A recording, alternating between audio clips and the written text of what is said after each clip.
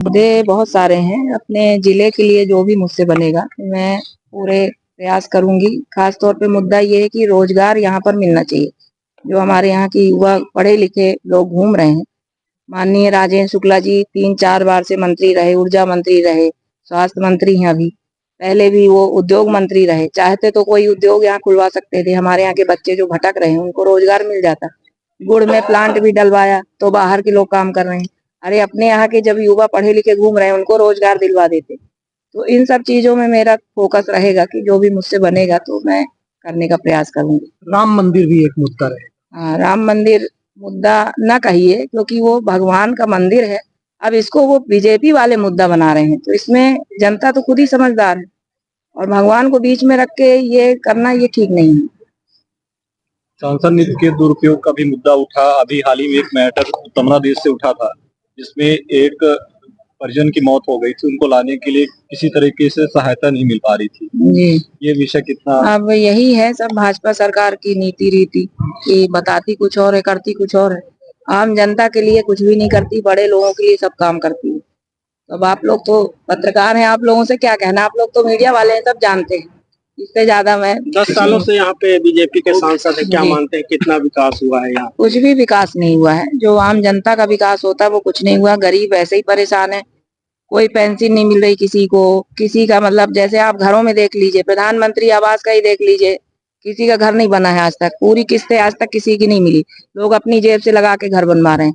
तो क्या विकास है? आम जनता के लिए तो आप विकास करते हो, गरीबों का। है ईवीएम माता भी हैं, रीवा संसदीय क्षेत्र भी है और मुन्ना मैनेजर भी है। कैसे डगर पार हो? हमारी माता सामने ही है। सब माताओं पे भारी हमारी राजराजेश्वरी माता। टिकट क्लियर हो चुकी है कांग्रेस पार्टी की। भारत को वर्तमान में जो परिस्थितियां हैं, रसिया बना के रख दिया गया है। जैसे रूस में, चाइना में, ज़्यादातर रूस में पुतिन की सरकार में जो विरोध में बोल दे, कोई 40 साल से जेल में बंद है, कोई 20 साल से बंद है, किसी पे को फांसी दी जा रही है, किसी पे हत्या हो रही है। वो वातावरण लगभग देश पे आके इस कगार पर आकर देश खड़ा हुआ है। मैं तो स्थानीय मुद्दे पर चुनाव लड़ूंगा। 10 वर्ष से रीवा की जनता की कोई भूमिका केंद्र सरकार में नहीं। बातें कर लेना, अब उसी काम पे जब विधानसभा चुनाव होता है तो माननीय मंत्री महोदय उसी को अपना गिना देते हैं, फिर लोकसभा आता है तो उसी को सांसद महोदय अपना गिना देते हैं। मेरे कुछ प्रश्न हैं, मैं पूछना चाहता हूँ कि 10 वर्षों में कोई एक काम बता दो, 1 करोड़ रुपए का कोई एक काम बता दो जो इन्होंने अपने दम पर केंद्र सरकार से लाए। ये वहाँ पर कोई एक ऐसा प्रश्न बता दें, ध्यानाकर्षण बता दें, याचिका बता दें, कुछ भी बता दें जो इन्होंने रीवा की जनता के लिए केंद्र में रखा हुआ इन्होंने बोला। मुझे ऐसा लगता है कि 10 वर्ष से हमारी भूमिका एकदम केंद्र में शून्य है। इनसे बेहतर तो देवराज पटेल थे। कम से कम वो कुछ तो अपना कर लेते थे, किसी का तो कुछ काम करते थे। ऐसा लगता था जनता का प्रतिनिधि। यहाँ तो कहने को तो कार्यकर्ता आधारित पार्टी है भारतीय जनता पार्टी, पर मुझे नहीं लगता जो 25 वर्ष से जो कार्यकर्ता, बड़े बड़े कार्यकर्ता जिन्होंने उम्मीद में अपना जीवन खपा दिया, तो उनका कम नंबर है। जब जेब के ही व्यक्ति को बार बार मौका मिलेगा तो फिर कहेगी कार्यकर्ता आधारित पार्टी। यहाँ पर भारतीय जनता पार्टी हमारे माननीय मंत्री महोदय की प्राइवेट लिमिटेड कंपनी जैसी एक पार्टी हो गई है और वही उसको चला रहे हैं। बाकी निर्वाचित विधायक वगैरह हैं और भी बड़े बड़े कार्यकर्ता हैं जिनका अस्तित्व लगभग गौण हो गया है, उनको कोई अवसर नहीं मिल रहा है। और ये खैर उनका इंटरनल मैटर है, लेकिन मेरा ये कहना है कि रीवा की जनता ने अगर इन्हें चुना है तो ये बताएं ना कि हमने रीवा के लिए क्या किया, एक तरफ है।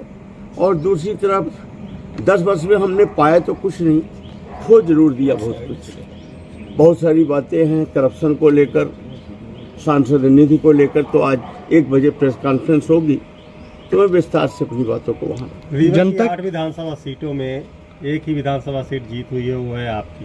तो क्या रणनीति रहेगी कि इधर से सांसदी भी आपके या झोले में गिरेगी? कांग्रेस पार्टी के हम संगठन के दम पर चुनाव लड़ेंगे। हम बिल्कुल मूल हमारे जो जिला अध्यक्ष जी हैं माननीय राजेंद्र शर्मा जी, वो हमारे इस चुनाव को संचालित करेंगे और हमारा संगठन का बीएलए बूथ का कार्यकर्ता से लेकर मंडल ब्लॉक तक का सेक्टर का कार्यकर्ता, यहाँ तक हम इन्हीं के माध्यम से, और जो हमारे प्रत्याशी रहे हैं विधायक के, भले वो हार गए हों कुछ मतों से, लेकिन उन्हीं के उसी स्ट्रक्चर पे हम काम करेंगे और निश्चित रूप से हमें सफलता मिलेगी। ज़्यादा अंतर नहीं था विधानसभा चुनाव में, कुल 1,10,000 वोट का अंतर था टोटल में। हम इस बार इस वोट को बढ़ाएंगे क्योंकि हर किसी की इच्छा है कि बदलाव हो। वर्तमान सांसद जी को कोई भी वोट नहीं देना चाहा। हाँ, अगर ये टिकट बदल दी हो, कोई नए प्रत्याशी को होते, तो लोगों का वो गुस्सा कम हो जाता और जो इनके ऊपर भ्रष्टाचार के आरोप है उससे भी ये बच निकलते कि भाई उनको बदल दिया। पर आज ये घिर चुके हैं और हाँ, हमारा जो कांग्रेस का संगठन है और हमारे सभी नेता हैं, सब मिलकर हम लोग चुनाव जीत वो बहुत जाएंगे। उत्साहित थे, चुनाव टिकट घोषित होते हुए कुकी मार रहे थे, तो क्या मानते हैं कि उनको भी लगता है कि वो जीतेंगे? कुकी मार रहे थे, अब देखिए, अब ताके रहिएगा, चुनाव के बीच में हुआ न कर दें बस। जनता के बीच में किन मुद्दों को लेकर कांग्रेस जा रही है? जनता के बीच में हम आज 1 बजे जब हम प्रेस कॉन्फ्रेंस करेंगे तो हम वहाँ आपको बताएंगे कि हमारे मुद्दे क्या हैं, हम क्या चाहते हैं। हम वही चीज़ें बताएंगे जो हम कर पाएंगे। हम विपक्ष के, अगर हम निर्वाचित हुए, जनता ने आशीर्वाद दिया, तो हम विपक्ष के सांसद हैं।